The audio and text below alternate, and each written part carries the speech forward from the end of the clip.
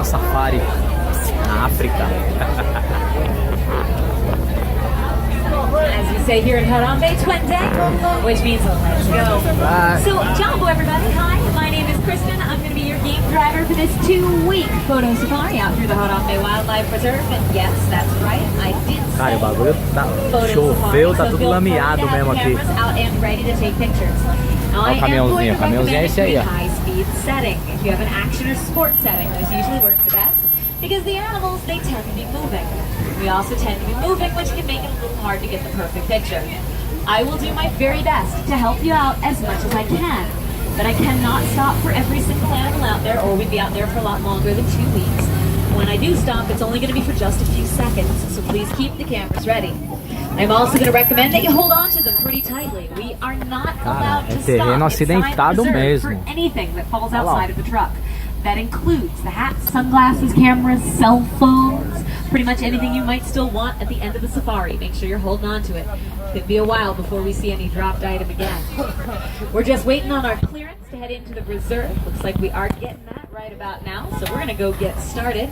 We're going to begin by heading deep into the Little Ituri Forest. Forests like this one are home to many different types of antelope. Their natural markings can blend them in really well, so you gotta keep a sharp eye out. More than once, I've been just a few yards away before we noticed one in the bushes. And I don't think we're gonna have too much trouble today. I'm already seeing animals on both sides of the road. Starting to the right by the rock wall in the top right corner of the hill, there's a small dark black animal with a yellow back. That's a yellow-backed diker. They get their name because when they're frightened, they raise up the yellow crest to a high whistling sound and go diving into the bushes. Diker buck, meaning diving buck, very appropriate for them. To the left, the light tan antelope. These are greater kudu. Kudu are the second tallest antelope in Africa. Boys stand about 5 feet tall. Girls like these ones here, a little bit smaller. Easiest way to tell the difference is the girls do not have horns. Boys grow horns to 71 inches in length, making them really noticeable. Back over to the right, you might have seen a tall, dark brown animal with black and white stripy legs standing near the bushes.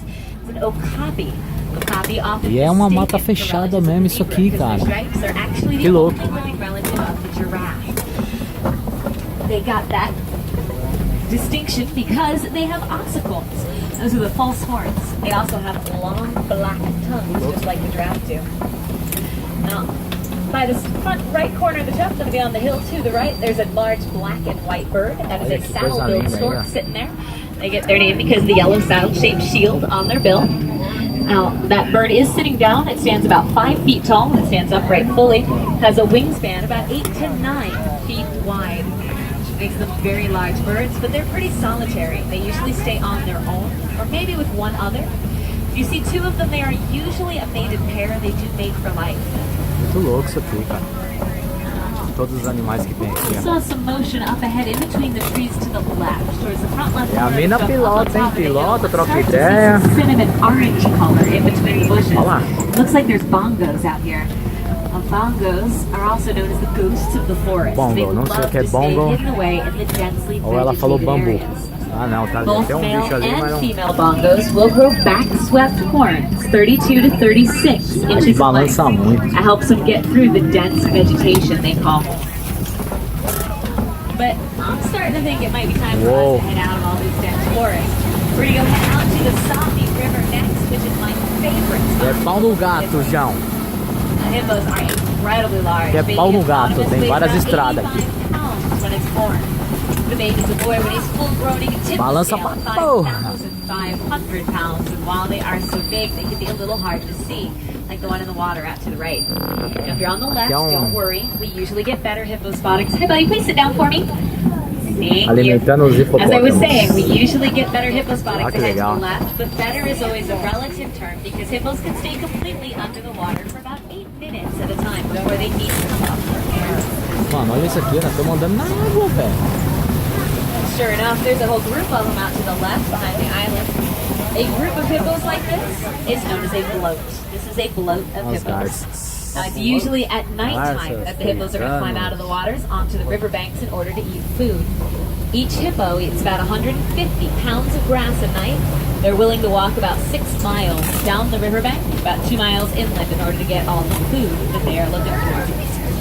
That does make them Difícil é not filmar balançando desse jeito, mas tá valendo. O importante é ser feliz. There's also the big white gray birds swimming around and up on top of the islands. These are pink-backed pelicans.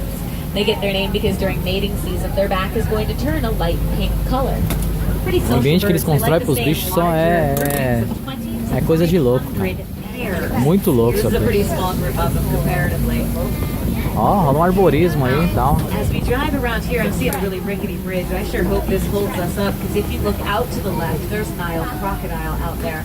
Now these crocodile are Crocodile. extremely fierce Eles chamam predators. outros crocodiles. Olha o Capable of tamanho snapping desses the bones of bichos. their prey with their powerful jaws. They will even go after prey larger than themselves, like zebra and wildebeest. Now, by larger, I do mean bigger or taller, not necessarily longer, because from the Isso é louco, João. O bagulho tem metros e metros no rolê. That in some perspective, it's about as long as Asian rat gets tall. We're going to head away from those rivers and on out towards completely different ecosystems, completely different animals. We're going to go head on out towards the savannah next. How many days has it been? Well, in order to get through the forest and the savannah, I'm saying Hora de alguma coisa que eu não tô entendendo porra nenhuma que ela tá falando, mas é hora de alguma coisa. Up on the right, though, you might see a really Hora de interesting alimentar tree. This is a o leão. baobab, also known as the Ó. upside down tree. Baobá. They get that name because of those branches that go leafless about 9 months out of the year, which makes it kind of look like they're upside down. But as we drive around this corner, this is my favorite on the whole reserve. As correntes que é pro carro não deslizar. They stretch about Olha isso. miles across East Africa and are home to millions of migrating animals every year, making it kind of like their version of the superhighway. This is the Africa that we are working Não sei, mas eu quero dar uma alface pro leão, mano. Now, as we drive through here, keeping an eye out for the animals, keep in mind that this beautiful landscape Meu, que lugar louco. out there and is created by the animals that live here, but also maintained by the animals that live here. For example, elephants, kind of like your bulldozers. They're going to push down big trees, making more room for things to grow. Muito Are your louco. pruning shears. They're going to trim up the undersides of the trees, let more light come through. Antelope, they got a long way. Esse trampo eu queria fazer, na moral. Muito louco. Like gazelles and warthogs will come around to trim up the edges. It all Identifiquei works esse out in trampo. a balanced ecosystem. There's enough room and enough food for everybody.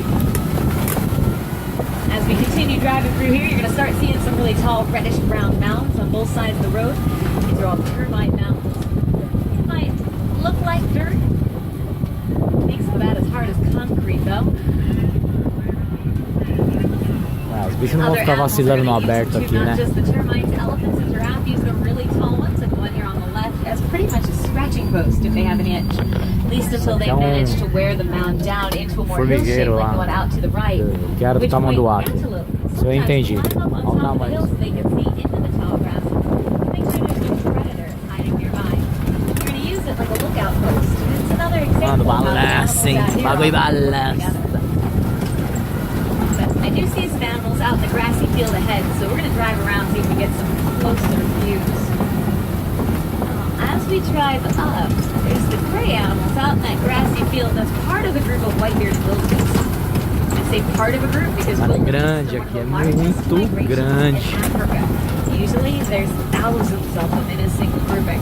There's probably a lot more of them in the tall grasses and bushes nearby. We're going to have to keep an eye out.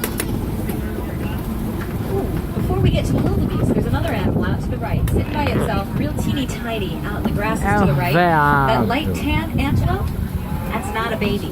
That is a full-grown springbok. That's as big as they get. They reach about 3 feet tall. They weigh no more than 100 pounds. But they can jump 10 to 11 and a half feet in the air repeatedly. When frightened, that real small animal is going to literally spring from place to place. Closer views of the wildebeest. They got their name because of their terrifying faces. Their name translates directly to wild beast. People thought the long black Ah, faces o cara of vai the boys colar ali, and the fazer girls alguma were coisa horns. ali. Deve Kinda dar scary. comida, Imagine if you tratar, saw né? 1,000 of them coming at you all at once. You'd be just a little bit scared too. Thus, wild beast, the wildebeest. Tanta But besta, I ela think fala em much more besta, exciting is fera. going going to be fera. this group of giraffe that we're about to go drive Ela é a into the fera middle no of. Magic A Kingdom. group of giraffe is quite appropriately known as a tower. It's a tower of giraffe, which is so appropriate because they even start out pretty big. Baby giraffe are going to stand about 6 feet tall when they're born, meaning they can look into the eyes of any full-grown adult human. Alguma coisa. If you're short like me, the baby giraffe are looking right over our heads. And out to the left, you're going to see one of the adult giraffes standing out there. Now that is a Maasai giraffe. Girafa. Maasais, they have the rougher edges to their spots, almost leaf-like in appearance. Different types of giraffe are going to have different types of spots. There's about 9 different types out in the world. Every single one is going to have its own unique Vamos dar uma passatempo pra kind of girafa. like how people have their own unique fingerprints. That's how you can tell them all apart. Now they do have something in common with us that you might not think about, especially if you're looking at the nice long, tall neck stretching up to the tree leaves. They happen to have the exact same number of bones in their necks that we have in ours. Both humans and giraffes have only 7 Legal, né? Bears are just a lot bigger. Helps them reach up into the tree leaves they find so tasty. Something else that helps the giraffe reach the tree leaves, their very long tongues. Giraffe tongues reach about 18 inches in length and are prehensile, meaning that they can grab onto the leaves using just their tongues Muito to pull them legal. off the trees. Nossa, tô louco. I'm thinking, since we Bagulho found some deslizar na smaller subida. animals, might be time to find some bigger ones. Ó, tem uma Go head on out parada. towards elephant country with that. Viagem, né? Olha lá. On the way, Não desliza. Monkey Point comes up on the left. Monkey Point gets its name for a group of mandrills that have taken up residence out Tá here. falando Sure baixo que enough, aqui, there's a o que few que é of isso aqui? them on the side of the hill. É os morangos, morangotango? Now, mandrills are the largest monkey. monkey species, but as you can see, that's not saying much. Adult males weigh about 100 pounds. The females, they're a little bit smaller. They max out about 35 pounds at the most. Now, you'd know if you were looking at the dominant male. He's the largest one out there behind the termite mound. In the middle lago of the deles hill. aqui, que legal. He also is going to have the brightest red and blue markings of both his face. The road kind of looping around the seams, general.